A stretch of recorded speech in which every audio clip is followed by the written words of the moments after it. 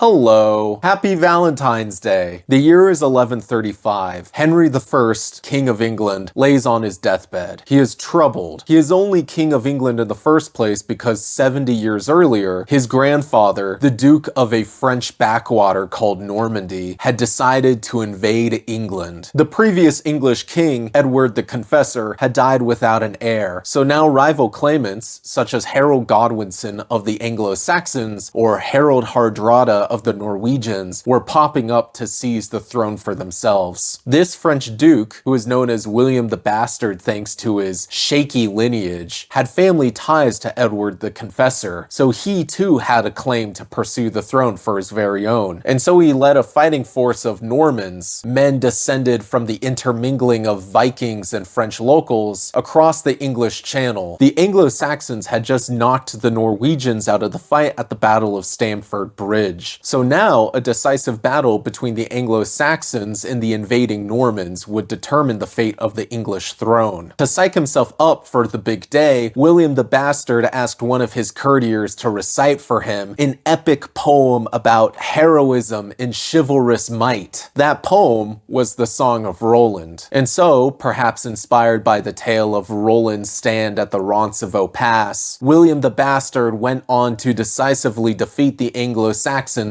at the Battle of Hastings, permitting him to become the King of England. No longer would he be known as William the Bastard. He was now known as William I of England, or, more commonly today, William the Conqueror. 70 years later, Henry I lay on his deathbed without a male heir. His only legitimate son had drowned in a boating accident a couple of years earlier. He was only 17 years old. At the end of the day, Henry wasn't native to the land. He and all the other members of the nobility were French people with French language and customs who were lording it over these Anglo-Saxons that they had conquered. The Anglo-Saxons, in turn, had colonized and seized this land away from the indigenous Britons a couple of centuries earlier. If Henry died without an heir, perhaps the Anglo-Saxons would rise up and boot all the Normans back to France, squandering everything that William the Conqueror had achieved. And so, Henry I did something unusual. He designated his daughter, Matilda, as the heir to be the next monarch of England. She had the experience. She was previously married to the Holy Roman Emperor. They didn't have any children before he died though, so she returned to England. She found a second husband with the powerful Geoffrey of Anjou, the duchy right next to Normandy. So Matilda was politically experienced, had powerful marriage ties, and was the daughter of the current King of England. Why shouldn't she be the next monarch? As you can guess, the thought of a woman on the throne was very unusual for the time period, but Henry didn't care. He knew Matilda would be a great queen. He summoned all of his lords and made each and every one of them swear to him, both as a man and as a king, that they would respect Matilda's ascent to the throne and that they would support her after he died. Although some were reluctant, I mean, that simply wasn't how things were done, the majority agreed, and so Henry I passed away. As soon as he died, Matilda's cousin, Stephen of Blois, stood up and said, "Why should a woman be on the throne? That's ridiculous. I should be king instead." And a bunch of English lords agreed to him, even though they had given their solemn promise to Henry I. Before she could officially become Queen of England, the throne was snatched away from Matilda, leading to a bloody, destructive civil war known as the Anarchy. If you've read Ken Follett's Pillars of the Earth, this is the time period that book takes place in. After decades of back and forth between the forces of Matilda and Stephen, the two factions come to a compromise. Stephen would get to remain on the throne for the rest of his life.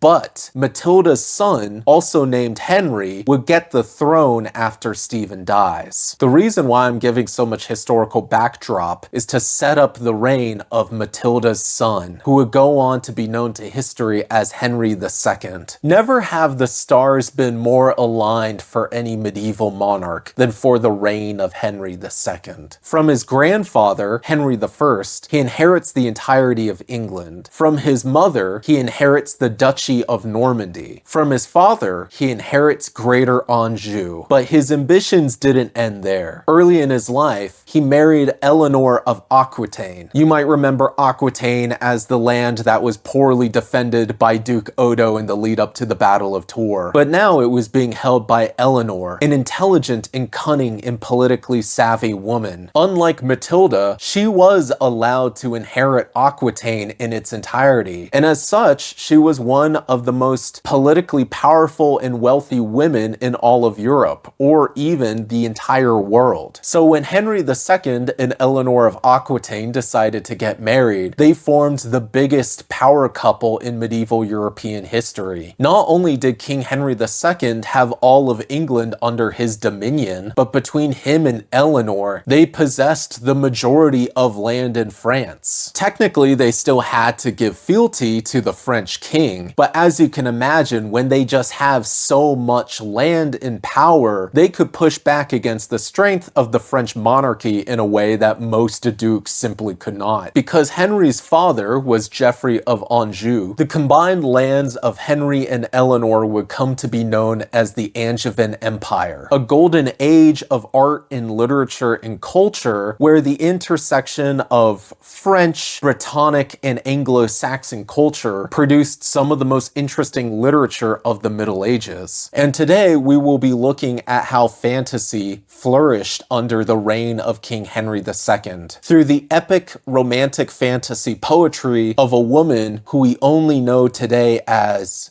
Marie de France. You might be asking yourself, why am I talking about Marie de France today? And the answer for that is simple. It's Valentine's Day! Since romance is in the air, it's only fitting that I talk about how romance has impacted the entire history of fantasy. Or, more accurately, how fantasy has impacted the entire history of romance. Something that I find very curious is how inextricably linked the term romance is from the romance novel. A novel about two people falling in love and having some sort of steamy affair. However, I want to point out that this is only a very recent association of the word romance. For hundreds of years, romance meant, for lack of a better word, a fantasy story. Stories of knights rescuing damsels from dragons and so forth. Later on, you would see the term romance expanded to mean any sort of adventure story, really. So when you see the John Carter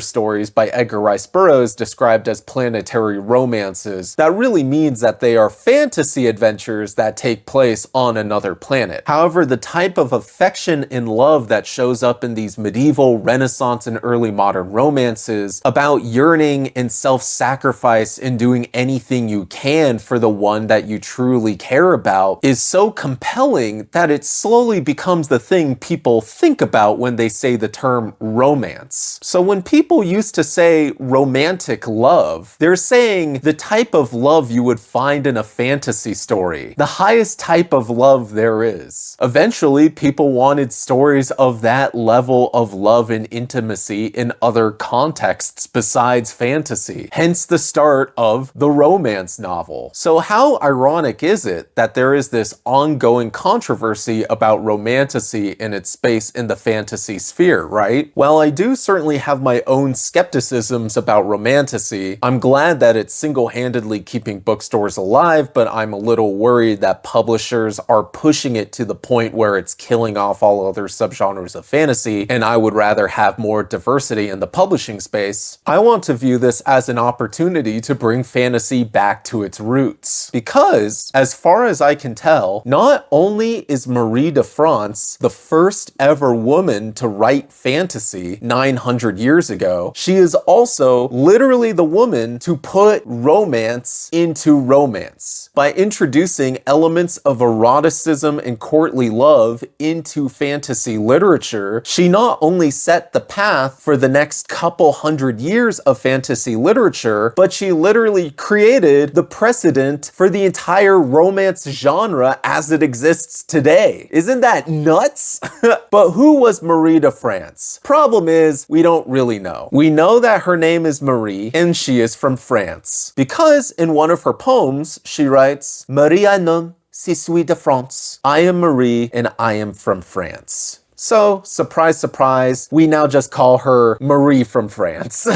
This mysterious Marie from France would have been writing during the reign of King Henry II, probably at his court. So if we look at the cross-section of women who would have been around the court of King Henry II, who would have had enough access to reading and writing to create all of these poems, that allows us to cut down possible candidates for her identity to a solid half dozen or so. But at the same time, that is quite a lot of possible identities. Remember, this is a time period where if you're famous enough to be listed in the history books at all, it is very likely your name is Marie, and it is very likely that you were from France. So it's been hypothesized, was this written by Henry II's stepdaughter? Was it written by his illegitimate sister-in-law? Could it be any of the other women he was close to, all of whom were also named Marie? We will probably never know for sure, but we know that she was articulate and clever and well-versed in the dialect of Old French that was spoken at Henry II's court, which today we call Anglo-Norman. This Norton Critical Edition, translated by Dorothy Gilbert, contains all of her major works. She is known for writing a religious poem called The Purgatory of St. Patrick. She is known for translating Aesop's fables into Anglo-Norman. Well, a combination of fables from Aesop and from other fables that would have been floating in the air at the time, but the thing that she is most famous for, and what we will be talking about today, are her set of 12 Breton Lais. What is a lay, you might ask? Well, heroic lays are a type of short-form epic poetry. Unlike the thousands and thousands of lines of a more traditional epic, a lay is only a couple hundred lines long. As a poetic form, they originated in Germanic cultures in the early Middle Ages. It shouldn't be any surprise to you that a certain John Ronald Reuel Tolkien was obsessed with the idea of lays, as we can see in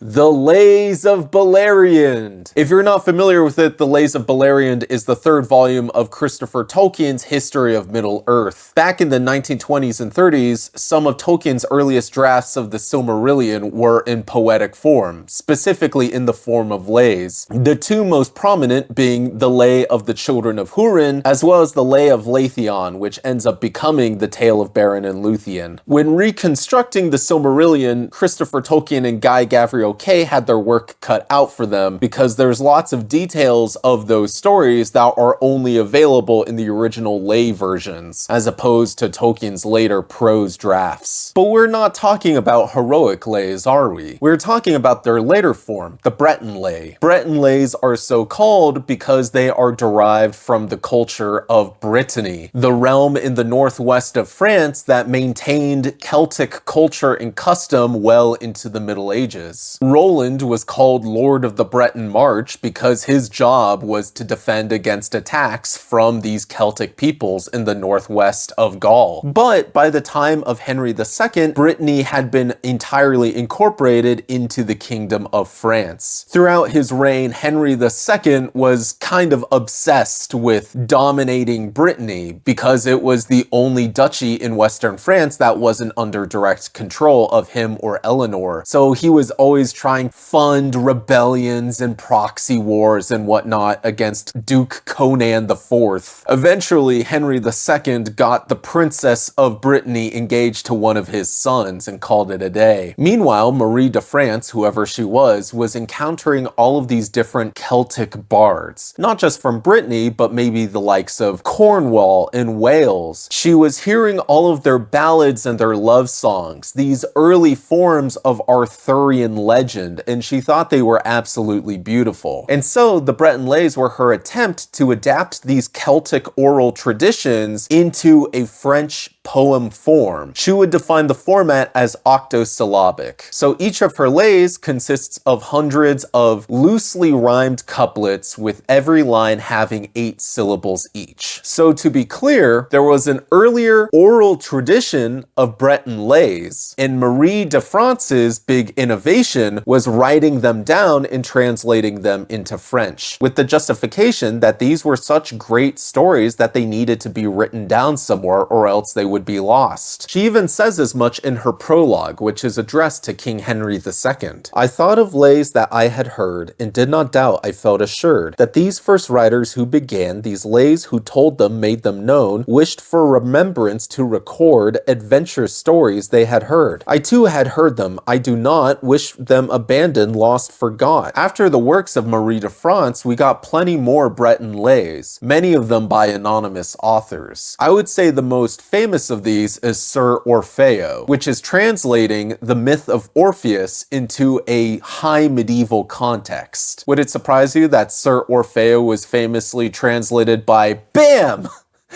John Ronald Reuel Tolkien. You most often find Sir Orfeo today paired with his translation of Gawain and the Green Knight, as well as Pearl. I actually haven't read Sir Orfeo. I should have done it. It's not that long. My game plan is to run through each of the 12 Breton Lais that Marie de France wrote, and briefly discuss them for their plot and themes. For the most part, each of these Lais are named after their hero. More often than not, they are various knights who get themselves into pretty steamy love affairs. The most fascinating thing about reading these words is, for lack of a better term, how spicy they are. Yes, Marie de France is writing about courtly love, the sort of stereotypical chivalry, where knights are accepting rings and tokens and handkerchiefs from dames, and then they are going off and doing great deeds in their name, and they are chastely yearning for them from afar for years and years if need be. But the other side of that coin, which people don't tell you about, is that when these knights and their dames actually meet up, they are boning like rabbits.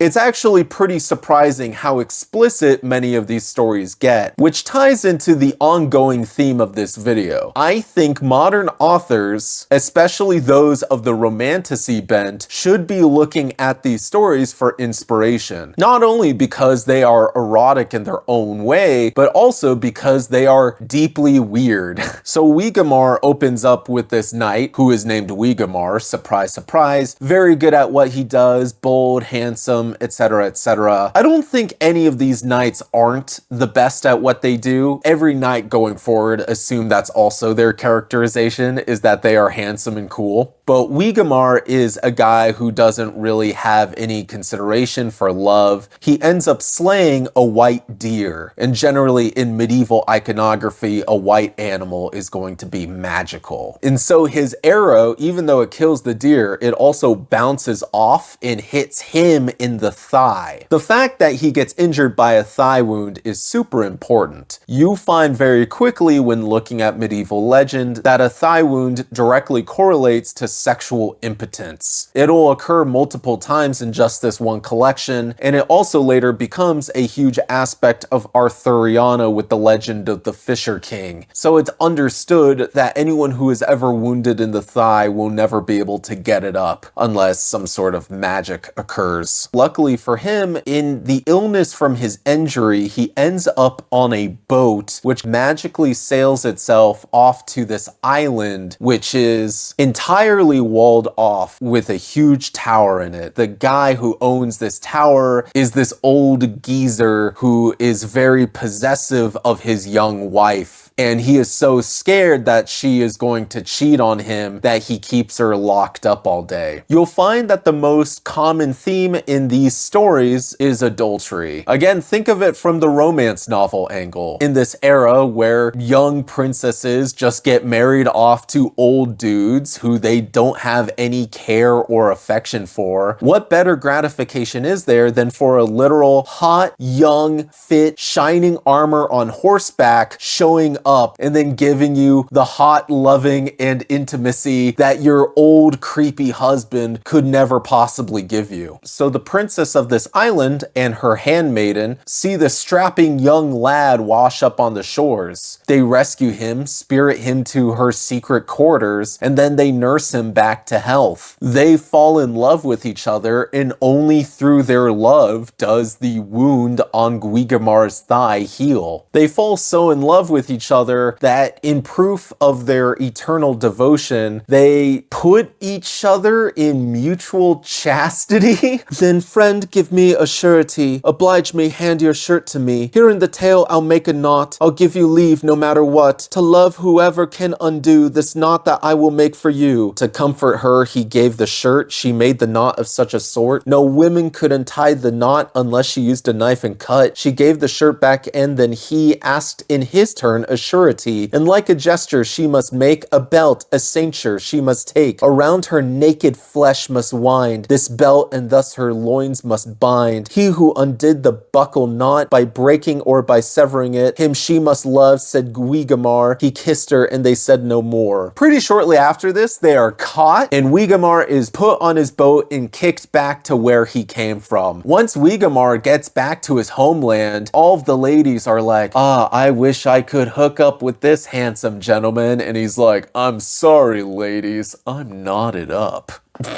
Meanwhile, the princess eventually escapes the island and goes to the mainland in search of Guigemar. Eventually, at a tournament, Guigemar and the princess discover each other, the first time they've seen each other in years. Lady, he said, proceed now, try, see if this knot you can untie. When he had given this command, she took the shirt flap in her hand, and she undid it easily. So the lovers are united, and then we have our happily ever after. Next up is Equitan. There is a king who has a seneschal, you know, that's sort of a low-level executive for a king. The king falls in love with the dude's wife. He prepositions her. He says, you are so beautiful, I will do absolutely anything for you. And she's like, well, this is not really appropriate. I mean, you're my husband's boss. I am just this middle-class woman. It would be deeply inappropriate if we started a relationship together, even if it was consensual due to the power imbalance.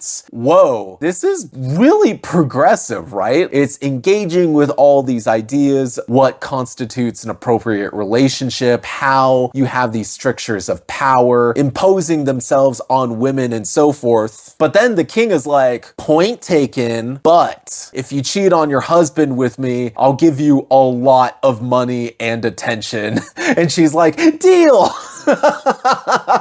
Eventually, the king and the seneschal's wife decide, why don't we just get the husband out of the way? The wife comes up with this galaxy brain scheme. The king needs to invite her husband to a sauna. The wife is gonna prepare a bath that's way too hot. When the husband steps into the bath, he is just going to die instantly. So they get this boiling hot bath all set up. The king and the wife cackling about their evil plan. But then this happens to end the tale. But now the seneschal came back hurriedly where the girl stood struck. So violent, so strong a knock, the door sprang open at the shock. His king, his wife lay in that place, entwined in passionate embrace. The king saw him too instantly, trying to hide his villainy. He leaped into the boiling vat, all naked, landing with both feet. Of the great risk he took no care, boiling and scalding he died there.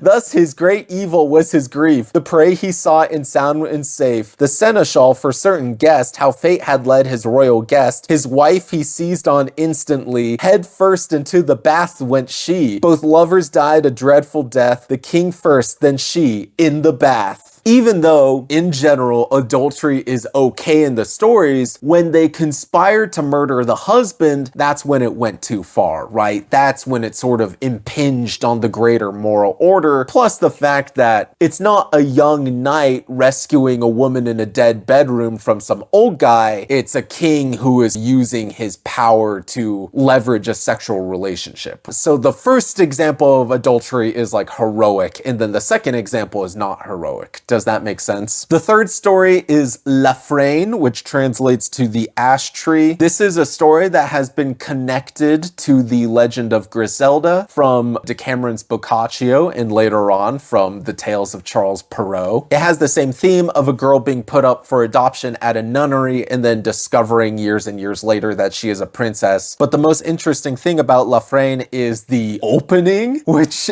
is really weird. You have these two couples that are neighbors. neighbors. One of the neighbors becomes pregnant with twins. And so the wife from the other set of neighbors starts spreading a rumor. You know that means that she's cheating on her dude, right? I guess it was a somewhat common assumption in the Middle Ages. Ooh, twins means that one baby is from one guy and then the other baby is from another guy. Only loose women have twins. Because this woman spreads a rumor, she ruins the other woman's reputation. Not for any reason at all, just because she's mean. But then the woman who spread all the nasty rumors also gets pregnant with twins. Now everyone will think that I'm cheating on my husband. So instead of actually making amends, I am just going to leave one of my babies out in the woods. Anyway, she ends up leaving the baby under an ash tree, which is La Fresne in Anglo-Norman. So the girl ends up being discovered and being named La Fresne. She grows up in a nunnery. She ends up having a relationship with the prince, but then the prince is like, oh, I'm sorry, I can't marry you because you're just a girl from a nunnery. I have to marry this princess. But then they realize that the princess is the twin sister who wasn't given up for adoption. The mom ends up figuring stuff out and she's like, hey, I just want to say I'm really sorry for leaving you out in the woods, and I'm also very sorry for spreading all those nasty rumors. Up next is the tale of Bisclavret. Marie de France quickly tells her readers that Bisclavret is a concept that they are familiar with under a different term. For you see, Bisclavret is the Breton word for what the Anglo-Normans would have called a werewolf, or a werewolf. Frankly, I think this story has the juice. I think that this is the most compelling story in this entire collection, and fittingly, it seems to be the only one that has multiple rewrites and reinterpretations over the last century. I don't normally care for gothic monsters. I often feel like vampire and werewolf tropes are very old hat. But what I find compelling about Bisclavret is how completely different it is from the werewolf as we know it today. Bisclavret, as Marie tells us, isn't some monstrous violent brute like the other werewolves. In fact, he's rather chill. The story opens up with Bisclavret's wife confronting him, saying, how come you disappear for a couple of days every month? Are you having an affair? And Bisclavret says, no, honey, I promise it's nothing weird. And she's like, are you sure? I'm gonna divorce you if you don't tell me. And Bisclavret admits, once a month or so, I go out into the woods and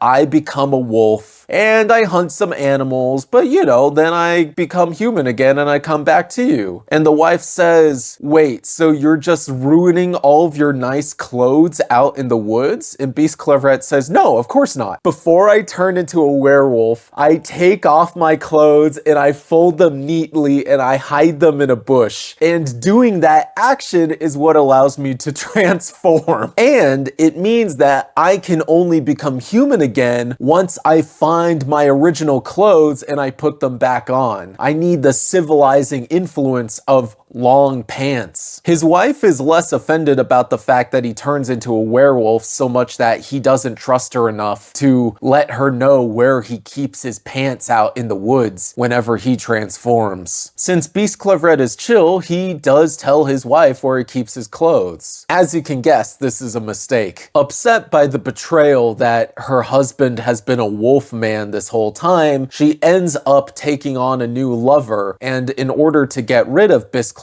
they end up stealing his clothes from the woods, leaving Bisclavret permanently trapped in wolf form. All seems lost for him. He is declared dead until one day the king comes along while hunting. The king's dogs are attacking Bisclavret, but the wolf, who still has a complete human conscience, gets on his knees and starts kissing the king's feet, and the king is like, whoa, this wolf is chill. I better bring him back. So the crux of the story is that about Bisclavret going home with the king and becoming his pet slash bodyguard slash best friend. Thanks to the intense homosocial intimacy between the king and Bisclavret, queer readings of this narrative have become increasingly popular in recent years. Since Bisclavret is just a human in a wolf's body, he is really chill and polite, but the exception is that whenever his wife or her new lover come around, Bisclavret will try to viciously attack him. He even goes so far as to tear off his former wife's nose off with his claws. Everyone is deeply concerned. Is this animal rabid? Do we need to put him down? But the king comes to the conclusion, no, Bisclavret's rather chill. So it must have been that woman who is up to something. Let's torture her and figure out what's going on. Which is frankly crazy. But the king learns from the now noseless wife that Bisclavret is in fact a werewolf, one who is trapped in wolf form because she stole his clothes. Now that his original clothes are returned, Bisclavret is free to turn back to his human form. When they were put in front of him, he didn't seem to notice them. The king's wise man spoke up once more, the one who'd counseled him before. "Fair sire, this will not do at all. We can't expect this animal in front of you, sire, to get dressed and change his semblance of a beast. You don't grasp what this means, my king, or see his shame and suffering. Into your room have led this beast. With him, his clothes, let him get dressed. For quite some time, leave him alone. If he's a man, that is soon known." The king himself led the Bisclavret, and on him all the doors were shut. They waited, and then finally, two barons with the king, all three entered. What a discovery! There on the king's bed they could see, asleep, the knight. How the king ran up to the bed to embrace his man, kiss him 100 times and more. Quickly he acted to restore his lands as soon as possible. More he bestowed than I can tell. Come on, fellas, don't you want to give 100 kisses to your man-dog best friend? Next up is Lanval. Even though all these stories are considered part of the larger Arthurian mythos, some of these knights will end up becoming minor knights of the Round Table. Lanval is the only story that explicitly includes King Arthur. And King Arthur looks terrible in it. We are introduced to Lanval, who, like all of these other protagonist knights, is cool and handsome and blah blah blah, but Arthur doesn't like him. He explicitly leaves him off of the Knights of the Round Table. Like, he's the one who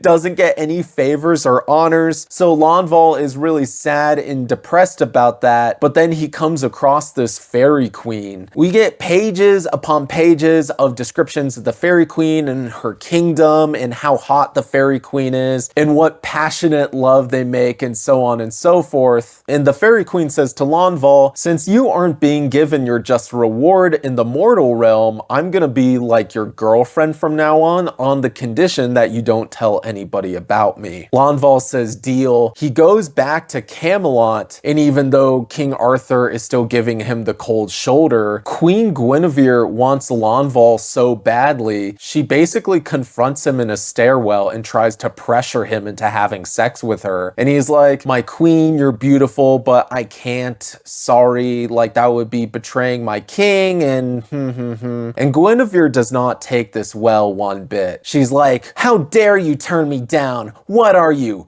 gay?" At that, the queen was furious, and she spoke slander, spoke it thus. "Lanval," she said, "I know, I sense you do not care for dalliance, but it is often rumored, sire, for women you have no desire. But youths and squires, well-trained young men, you seek out, you disport with them. Oh, coward, boor, unnatural, your service to my lord Lanval. He has lost God, I fear it, since he's known your vicious influence." Lanval heard, and with grief intense, but was not slow in his defense. In fury, though he spoke such words, he much repented afterwards. "This calling that you claim I have, lady, I have no knowledge of, but I love and possess the love of one who should be prized above all other women who I've seen. I say this truth to you, my queen, and you had better understand, some servant girl she has at hand, the poorest in her retinue, is, lady queen, worth more than you, in beauty, body, and in face, in breeding, breeding, virtue, goodness, grace. At that, the queen abandoned him and she went weeping to her room. That was definitely uncalled for by Lanval, but he was trapped in a corner, right? So the rest of the poem is Lanval put on trial for disrespecting the queen and lying about being involved with this fairy queen. But you gotta remember, because Lanval told Guinevere that he had this girlfriend in Canada, then he wasn't allowed to interact with her anymore. So he's feeling really sad and despondent. But we end up getting this long sequence of all of the fairy queen's different attendants coming to Arthur's court to speak in Lanval's defense, each one more beautiful than the last. Finally, the fairy queen herself arrives to tell everyone how cool and sexy Lanval is. The two of them get on a chariot or something to ride out of court, never to return. And interestingly enough, the story suggests that Lanval and the fairy queen are in Avalon making sweet love to this very day, which is absolutely hilarious. Keep in mind, this is centuries before what we know as the King Arthur story is fully ensconced. So that's why the characters and the world building are so weird, right? Guinevere wanting to hook up with this random knight because Lancelot hadn't been fully incorporated into the Arthurian canon yet. I find the inclusion of Avalon absolutely hilarious because Avalon is this magical island which is supposed to serve as King Arthur's final resting place, where he will remain for eternity until he returns for Britain's hour of need. King Arthur dies on the battlefield against his evil son Mordred, and his soul gets spirited away by the Lady of the Lake or whoever over to Avalon, and then he finally gets there like, this is my heaven, this is my paradise of chivalry, and then he just finds Lanval and the fairy queen screwing there. The one guy he hates has just been hooking up in his heaven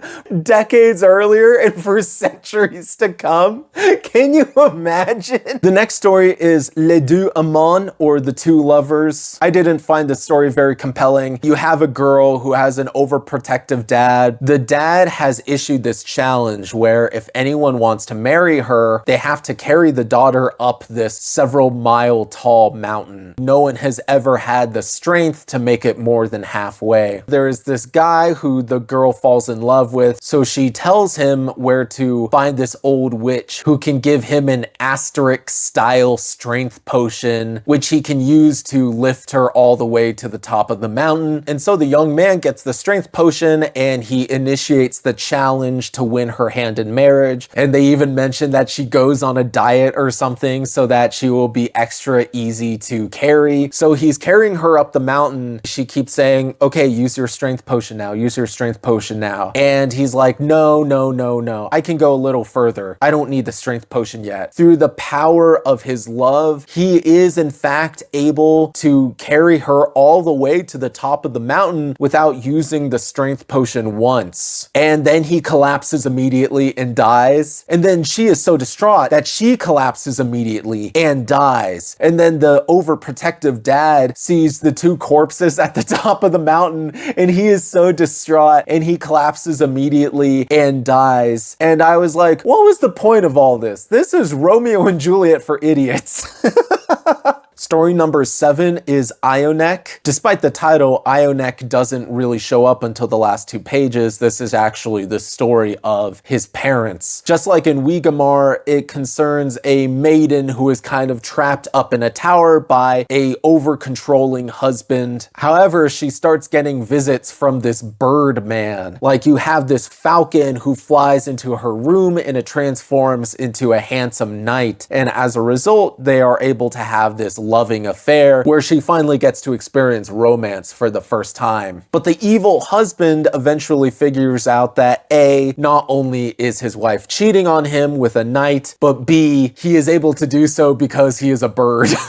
Yep, and so he sets up her window with all of those anti-pigeon spikes. And so the next time the knight comes to visit her, he is mortally wounded. Before he fully dies, she visits this dream world, which is maybe symbolic of a suicide attempt. She sees this mausoleum. She is informed that A, you're pregnant with my child, and B, when the child comes of age, once he sees my tomb, then you can tell him the truth about his identity, and that will be his sign to murderize your husband. And so it cuts to 20 years later or something. They're going on a field trip, like a family trip to this old mausoleum, and the museum guides are like, oh yes, this is the tomb of a birdman, and legends say that one day his son will take up his sword and slay the man who did him wrong. And then the mom is like, oh yeah, Yonec, by the way, that's you, that's your dad. Kill your stepdad right now. Yonec's like, well, guess I'm gonna kill my stepdad. And then he kills his stepdad. The story just kind of ends, right? Yonec doesn't get any development except to serve as this plot mechanic. He is literally and figuratively conceived as revenge in human form. So we get absolutely no characterization or interiority of him. He only exists to kill his stepdad in the last paragraph. Next up is Laustic, the Nightingale. This is yet another story about a woman who is trapped in a tower by an abusive husband. She has a lover, but they can't meet very often. I realize I'm referring to a lot of the women in these stories as like the wife or the princess. And I want to make it clear that the reason why I'm doing so is most of the characters, except for the titular knights, don't really get names. I am kind of forced to refer to them by their relational status to other people. The wife's favorite activity is to get up at night and listen to the Song of the Nightingale, because being at the window allows her to peer across the street and see her lover. That is the only time where she has the plausible deniability to gaze upon him with her controlling husband. And then the controlling husband's always like, why are you at the window? Come back to bed. And she explains, oh, I'm just listening to the lovely sound of the nightingale. And this makes the husband so salty that he traps the nightingale and snaps its neck in front of her. And she is so heartbroken, she embalms the nightingale and sends its body over to her lover as evidence of her affection for him. The final note is that he kind of keeps the corpse in a reliquary around his neck at all times as a symbol of their love. I don't know, that story didn't really hit for me either. I just found that very morbid, not only for the animal cruelty, but because unlike a lot of the other stories where the evil husband dies or is otherwise incapacitated, this sort of implies that the abusive relationship kind of keeps going on forever. Number 9 is called Milun, and it is about a Welsh knight who ends up having an affair with a baron's daughter. They are forced to break off the affair when she gets pregnant. He doesn't have the status to marry her, so she is quickly married off to some, as you can guess, a weird old guy. So the two lovers are forced to be separated for decades. But this is the element that I really like. They are able to keep in touch by exchanging notes and letters by swan. Milun's like, don't worry, I have a trained pet swan who is really good at delivering notes. And so the swan keeps going back and forth for years. The swan is maybe the single most extra bird you can think of, right? You think her husband would eventually be like, why is there this swan here all the time? Eventually, the son grows up and he sets out across France in search of his father. And then Milun, in turn, knows that his son is out there in the world. He is looking around for his son. They end up competing against each other at a tournament, and the son barely wins. That's when they have this moment of realizing, like, wait, you're my father, you're my son. I think because the son has a ring. A ring is always the device to determine the parentage of a long-lost baby, right? I should have said this earlier. I think the baby was originally given up for adoption, so the mom didn't know where he was either. Anyway, father and son are reunited, and then the son is like, Dad, I'm so happy to have found you. I'm gonna go and kill mom's husband, and then we can all be together. And then they get a message by Swan. Don't worry, the husband died. Now they can all be a happy family. So I thought that was a cute little story. Number 10 is Le Chatevel, which I think means the unfortunate one. It is about a woman who has 4 boyfriends at once, 4 different knights who are crushing on her, and they're all doing her favors, yada yada, but she doesn't really choose any of them. She is just kind of happy to play the field, so to speak. They get into a brawl before a big tournament. All of the boyfriends die, except for one who gets speared through the thigh and the guts, which, as you'll remember, basically means that he is now sexually impotent. The princess feels really guilty that all these men died without her ever really choosing one, but she decides to make it up by giving all of her attention and affection to this final knight, nursing him back to health and so forth. She says, maybe I will write a lay to commemorate what has happened here, and I will call it the 4 tragedies or something. To which the knight responds,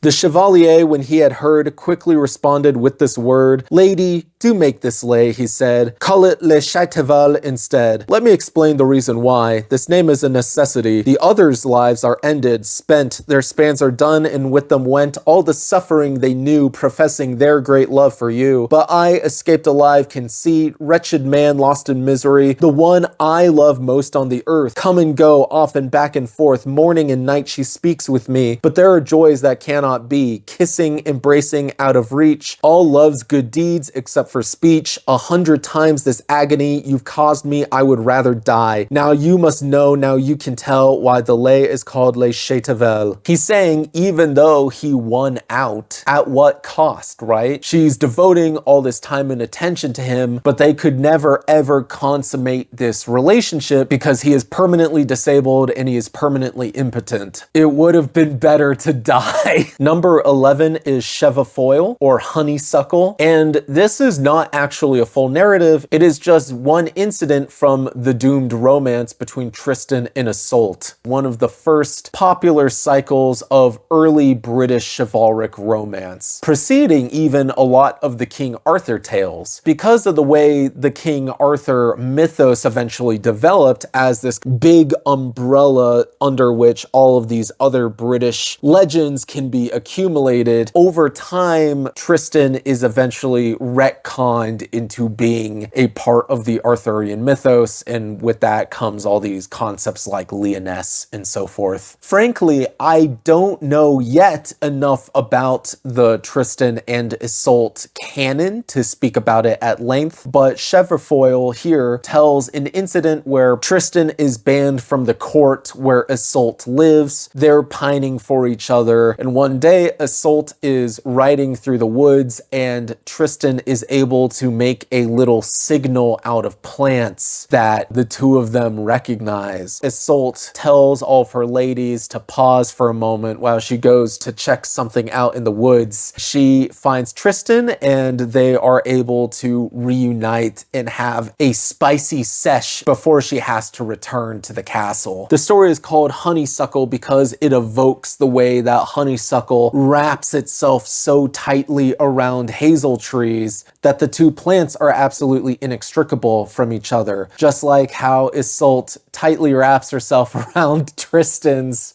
you know. The last of Marie de France's Breton Lais is called Eliduc. This is the longest one she wrote by far, but I am going to try to keep it quick because I am getting tired. It's easy to cut to the heart of the story. A man finds himself in an untenable love triangle, and it is entirely his fault. He is married to a woman who he is promised to be faithful to, but due to court politics, he is exiled from his land. He goes and finds employment with another king. He helps the king fight off invaders and so forth, and in doing so, the king's daughter, the princess, catches feelings for him. She is so head over heels for Eliduc that he is supremely reluctant to break her heart. But at the same time, he doesn't want to cheat on his wife. So the way he thinks he is going to square this circle is by carrying out an emotional affair with the princess in the courtly romantic fashion that typically defines chivalric romance. The word for this that Marie de France uses frequently is druerie, which means the act of giving tokens and writing love poems and so forth, doing all the sweet, tender aspects of love without any physical consummation. Eventually, the knight's exile is ended and he is free to come home. Unwilling to break things off with the princess or even tell the princess that he does in fact already have a wife, he promises her that they will meet again someday. He goes home and reunites with his wife for a couple of years, but eventually the princess calls on him. He and a group of men sail to the princess's kingdom to fetch her. Long story short, they both end up on a boat together. There is a huge tempestuous storm.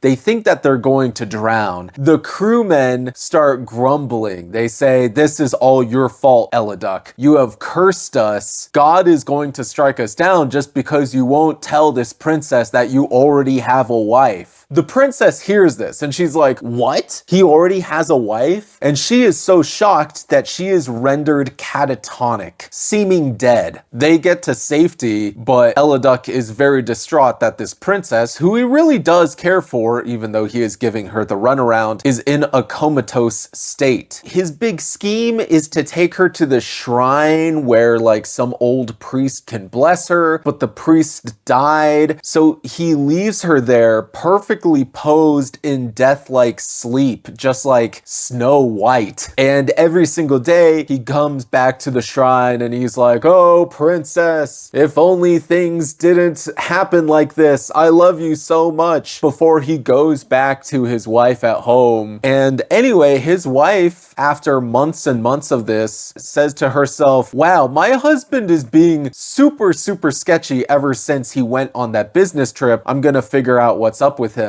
She tails him and she eventually figures out that he is visiting this girl in a shrine each and every day. Then there is this super bizarre occurrence. It's such a plot convenience, I would even deign to call it a deus ex machina, where a little weasel runs along the shrine and the wife's servant hits the weasel with a stick to squash it, and then another weasel comes out, and it's so sad at seeing the first weasel that it runs away and it comes back with life-giving herbs that resurrects the weasel.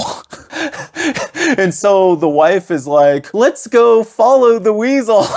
to get the life-saving herbs. And so they go on a quest for weasel herbs, and then they use that to rescue the princess out of her catatonic state. And so the princess wakes up and she's like, "Oh my God, I can't believe this guy who I thought was the love of my wife really had a wife the whole time, and I can't believe he betrayed me like this." But then the wife responds, "Actually, I am that wife. And you should know that my husband has been visiting you every day for months and months because he is so utterly obsessed with you." Then the husband, Eliduc, shows up to do his daily mourning for the princess, and he sees both of the women talking to each other, and they both turn to look at him, and he's like, "Whoa!" And then we get the most unsatisfying happy ending I have ever encountered in fiction. The wife says, "Hey, Eliduc,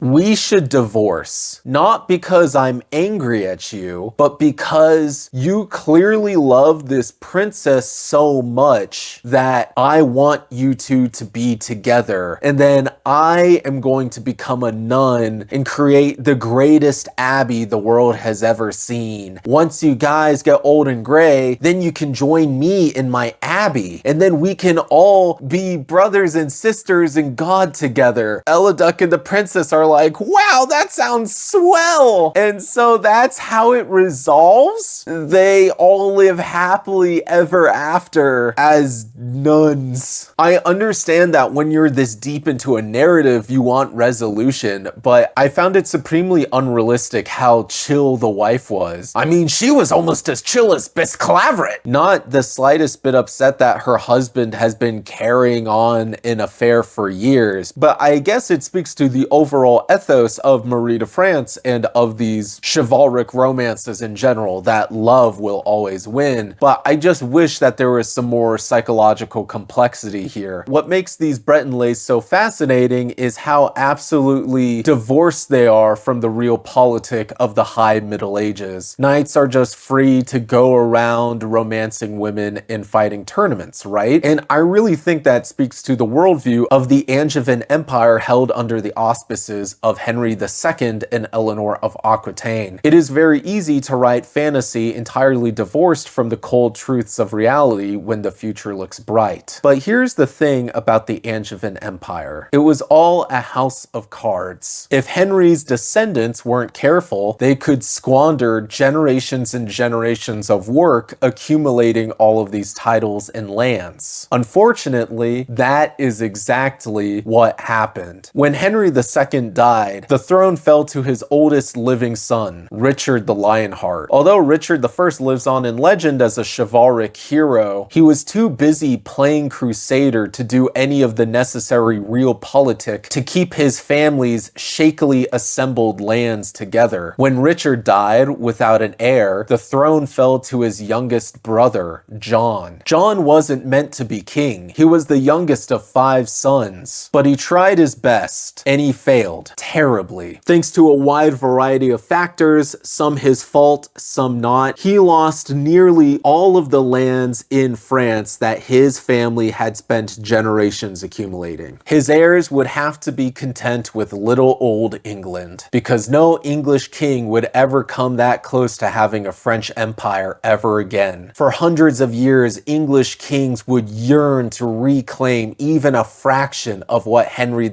and Eleanor had, leading to the 100 Years' War and many, many other conflicts. Perhaps due to their failures in France, they turned northwards and westwards, subjugating and colonizing Wales and Scotland. While we fortunately still have some Celtic literature surviving from this period, such as the Mabinogion, who knows how many hundreds of other stories we have lost, both due to the vicissitudes of time as well as outright English oppression. And so, once again, we must thank Marie de France for capturing these fragments of Brittonic culture that we would not have had otherwise. It forces you to think and reflect. What are stories and memories that are important to you? We once thought that the internet would be the ultimate repository for information, but I'm not sure if that's the case anymore. So in honor of Valentine's Day and Marie de France, I want you to think of one single important thing from your life, whether it be a person, a story, or a memory, and I want you to write a short poem about it. I want you to write it down on a sheet of paper, physical evidence of something that was truly important to you. To write is to make memories real, and if we are lucky, those memories will last thousands of years after we are gone. Thank you.